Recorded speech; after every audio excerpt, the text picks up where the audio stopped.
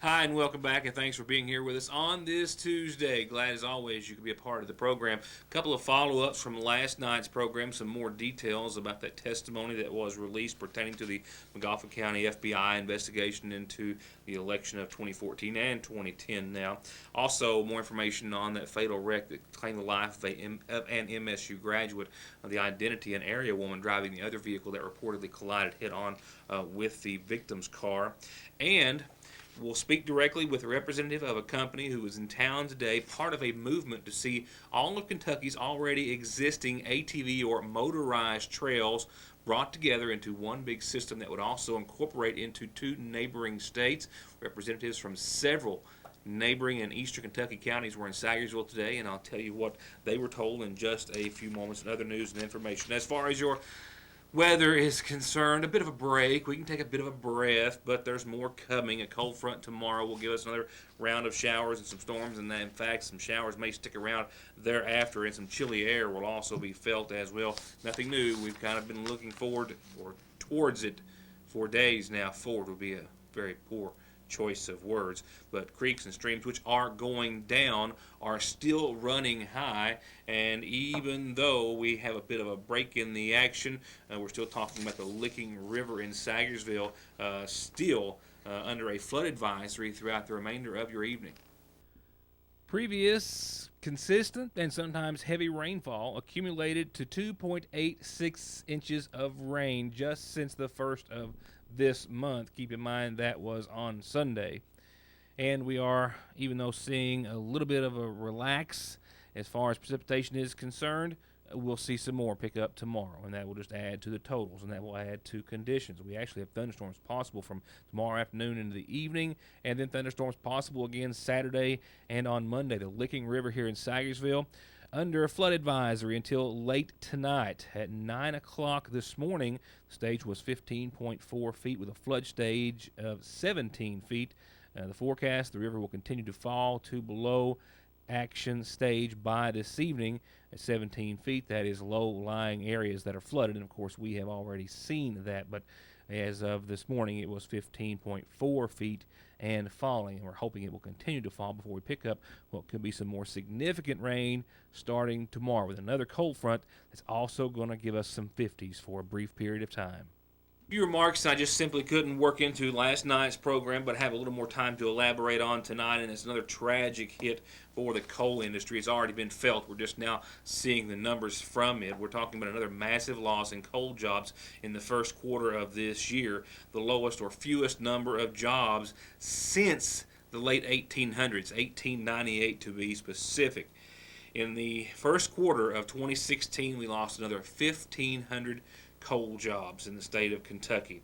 That's about 18% of the workforce that has, of course, been dwindling, and that's putting it mildly or nicely for quite some time, leaving about 6,900 jobs in the state of Kentucky for the coal industry as a total. Eastern Kentucky lost 21.6% of their workforce. Western Kentucky still is faring better than Eastern Kentucky in this regards, and they lost 12.2%. State population as far as coal production, state production rather as far as coal is concerned, at its lowest level since the late 1930s. But in Eastern Kentucky, it's at its lowest level since the late 19 teens, around 1917. 85% of Kentucky coal produced last year went to power plants, but 13% of that 85% I've read today went to power plants that are going to be closing by 2019. So another massive impact is set to be felt for the Kentucky coal industry. Well, it says for motorcycle enthusiasts, but I don't think you have to be one to want to go. I think everyone needs to mark their calendars for September of next year, mind you. A new 10-day motorcycle rally, albeit the first in over 60 years, is headed to Tennessee. Nashville Bike Week 2017 is going to be held on Loretta Lynn's Ranch and Campgrounds in Hurricane Mills, Tennessee, September the 14th through the 24th of next year, and it's going to include music, stunt shows, scenic rides around the state, and everybody is trying to get a hold of a ticket. Early bird tickets are available for $150, I'm told. They've been planning this for 5 years. It's the newest 10-day rally in over 60 years, says organizers. The scenic state of Tennessee is within hours of more than a dozen other states with so much to offer as well. The festival itself will be hosted on 2,800 acres of Tennessee scenery, which will be accessible for camping, 4 stages of live music, hundreds of vendors, stunt shows, performers, bike games, charity rides, daily rides on picturesque trails throughout the state of Tennessee. Motorcycle rides include the one on the Tail of the Dragon, which spans Tennessee and North Carolina state lines, as well as the southwestern border of the Great Smoky Mountains. The headliner, well, that's yet to be announced. That's going to be announced in coming weeks, we are told, with the promise, I should say, of nightly live music throughout the festival, as well as hundreds of other acts performing throughout the week. So you might not have something with 2 wheels, but it would sure be nice to motor on down to Tennessee for that in, once again, 2017. More headlines right after this. For high-speed internet starting at 15 meg for all of your gaming, movie, home, and business solutions, or to watch TV, including your favorite local channels without a contract with hundreds of channels and digital and HD quality, and to stay connected 24/7 with friends and family, a direct line to 911, or to give your business the link it needs, choose telephone service you know is always there. Just click on their link on this site to find out how affordable the latest technology in communications can be. Foothills Communications. A few more details since I saw you last about a fatal auto accident in Moorhead involving a recently graduated MSU student. We now, of course, know more about the victim as we do the driver, who was an area woman that is still in the hospital at this time. A recent graduate and alumnus back in Moorhead for an annual gala was killed over the course of the weekend on Sunday, sometime just after midnight. 23-year-old Sarah Cottle, as I told you yesterday, of Owingsville died when another vehicle crossed the median and struck her vehicle head-on. Cottle was operating a 2006 Pontiac Torrent, not seen here in the photograph captured by the Trailblazer, but what is the Dodge Durango, which was traveling east with 2 individuals inside. A press release from the Moorhead Police Department says that the Durango crossed the center line, striking Cottle's vehicle, who was pronounced dead at the scene. Meanwhile, there were 2 individuals said to be inside the Durango, the operator and a passenger. Sabra McCarty of West Liberty behind the wheel, traveling eastbound, and a passenger from Ezell identified as Donnie Barker. McCarty and Barker were both first taken to the St. Clair Regional Medical Center and then ultimately transported to the UK hospital. We know Barker has been released. McCarty was still listed as being in fair condition at the medical facility at last report. Similar to the information we had yesterday, while the collision is under investigation, police are still contending that alcohol, rain, and low visibility all appear to be culmination of factors related to the head-on crash, and that criminal charges still may be pending against the driver from West Liberty. Let's find out what's happening on tonight's McGoffin Farm Bureau community calendar and other area announcements. While a whole lot of folks are counting down the days left in this school year, well, staff are already organizing for next school year, and the McGoffin County Head Start program has sent me the announcement saying that they, along with KERA Preschool, are still taking applications for the 2016-2017 school year. Parents and caregivers, if you need to get an application or find out more about getting your child enrolled in Head Start, call the Head Start office of McGoffin County at 349-3488. And a reminder that this Thursday is the National Day of Prayer, and it's being recognized here locally in Sagersville with a gathering beginning at 11 a.m. on this Thursday in the large grassy lot across from Sagersville City Hall. They're asking that everyone come and unify your hearts and see an awakening in America. They hope that you and your church will be a part of this organized event. If you have any questions, you can call Mandy at 205-269-4693. They say they also have a Facebook page established at National Day of Prayer, McGoffin County. It's this Thursday, starting at 11 in the morning. And if you've got a birthday, an anniversary, or a calendar announcement like you just heard, we'll tell everyone about it. Do it for free. All you got to do is tell me so I can tell them. You can mail it to P.O. Box 1443 here in Sagersville. Email at yournewstoday@yahoo. I'm on Facebook at Ritter Mortimer. Our phone is 3699 and the fax is 3221. And a reminder, programming is seen the following day on our website at yournewstoday.com.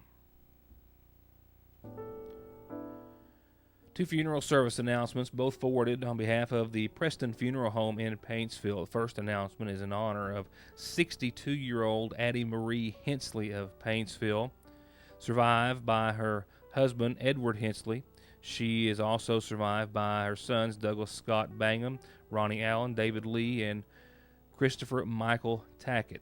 Visitation is going to begin Wednesday, tomorrow morning at 11, with services to follow beginning at 1 in the afternoon, all from the chapel of the Preston Funeral Home. 88-year-old Roberta Preston of West Van Leer has passed away, preceded in death by her husband, Ray T. Cotton Preston.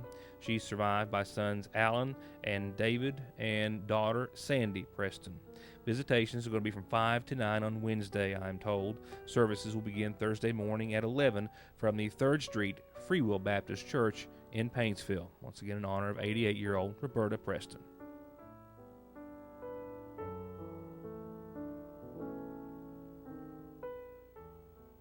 Was one of several area counties to recently pass a resolution in support of a multi-county and now multi-state motorized or ATV trail. There have been several attempts to organize such a trail, and all have been unsuccessful thus far, going back to at least 2005 and perhaps even before that. So now there has been a 9-county coalition formed to devise and get behind the plan to link all existing Kentucky trails together and to link all of those to those of Virginia and West Virginia.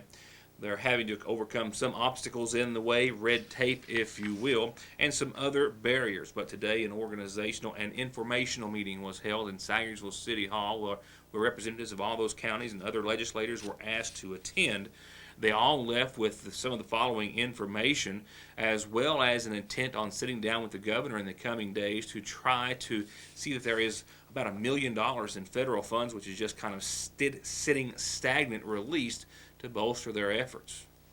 We're trying to get a multi-state trail system in here into Eastern Kentucky. Debbie and I worked on it last session, but it just didn't happen. So we're trying to get ahead of the game right now and get all these counties, get the resolution passed, and get the counties involved in this. So hopefully we can get, it's about $1 million we're losing on the federal funding, and it's a win-win for us. If we can get this in, you talk about tax dollars and tourism. I'm chairman of tourism development, so everything I can do, I'm going to try to get it into Eastern Kentucky.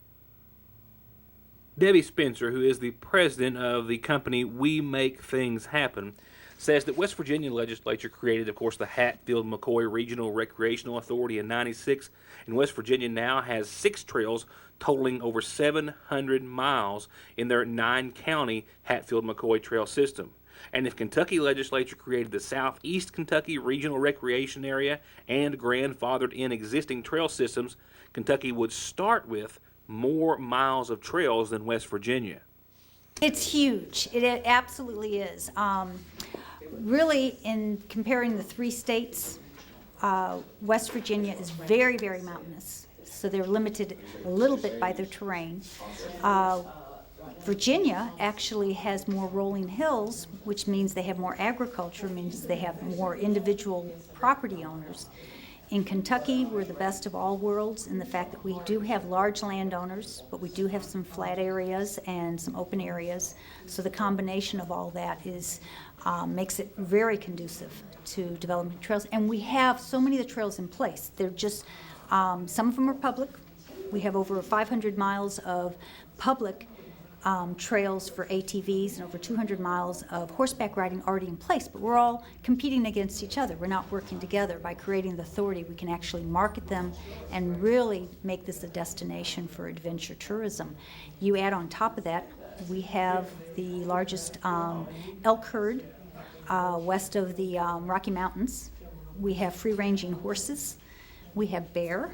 So, you know, you talk about adventure opportunities, wildlife. Kentucky really has it all, so we have the potential of really becoming something huge We just need to be working together as an authority to do it. To date, that 9-county coalition has already been formed between Perry, Breathitt, Floyd, which will officially adopt their resolution in their next regular meeting, not Leslie, Letcher, McGoffin, Martin, and Pike counties. But they need legislation to approve the authority, which will further bolster their efforts. Some of the obstacles they face: red tape, and basically just some simple wording. Right now there's $1 million in federal tourism funds just sitting there, but because of wording, as the money passed from the Department of Transportation into the Department of Local Government, well, it's just too strict as far as guidelines are concerned for them to be able to get their hands on. They've already been told by Governor Matt Bevin that he is in support of lessening restrictions as far as the government holding back progress across the state of Kentucky.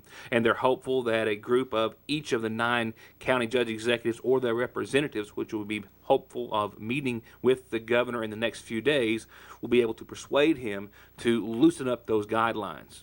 Basically, it'll take legislation to create the authority. We really need an authority to replicate what's been happening in the Hatfield-McCoy, the 9 counties in West Virginia, and in the Spearhead Trails Initiative, which started in 2008. They opened their first trail in 2013. By 2015, they had created over 100 jobs. The investment in that area in the Spearhead Trails, Virginia area of Southwest Virginia has been phenomenal.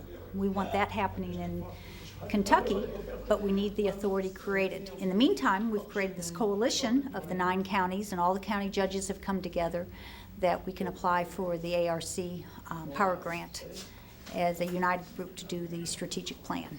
Spencer also tells me that as the 9-county coalition plans to partner with, as we said, Virginia and West Virginia, they're also looking farther ahead to a study next year possibly to include Johnson, Wolfe, and other counties at a later time.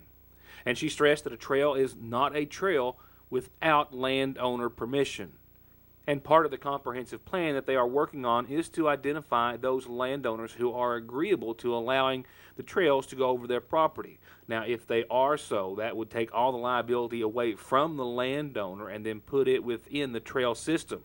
And that system would be maintained, policed, and basically watched over by the governing entity. I mentioned in a preface last night to one of our top stories that new material had surfaced, that being testimony or statements given to the FBI on behalf of a former co-defendant in the case still ongoing against former Gulf County individuals charged with vote buying, election fraud, and conspiracy. And of course, these statements not to be proven factual at this time, but to be a part of an official record which was made public on Friday. Much of it is to be considered hearsay. However, it was important enough for authorities to take it into account and cut a plea deal with Scotty McCarty, who gave forth the information.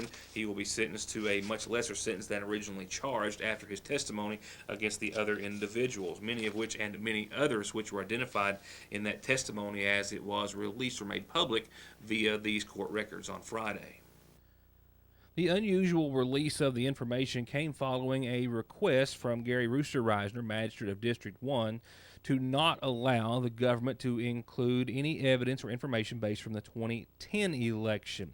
He filed that motion to exclude that evidence. In a response, the United States said that they had proved sufficient notice of the general nature of the evidence, and the evidence is probative of the prior association of the defendants in this indictment, and it tells the story of the historical development of the charged conspiracy, and then it's also probative of their intent, plan, and motives, and it describes conduct that is part of a common scheme and design, all of which are permissible use of the evidence. The government also contends the summary of McCarty's anticipated testimony is more than sufficient to avoid surprise and to afford the defendant the opportunity to object to the evidence. The government also says it can introduce additional evidence to demonstrate that a vote-buying conspiracy did happen in 2010. For an example, they used Randy Salyer, convicted in his role in the conspiracy in 2011 in the same court. He was found guilty of buying votes on behalf of Charles Doc Hardin. After serving a prison sentence, was hired by Hardin to be his deputy judge executive. The government contends effectively earning a reward for not testifying against the judge executive. And the government also says the testimony of Scotty McCarty portrays a history of collaboration between a group of political operatives in McGoffin County who seek to steal elections through vote buying.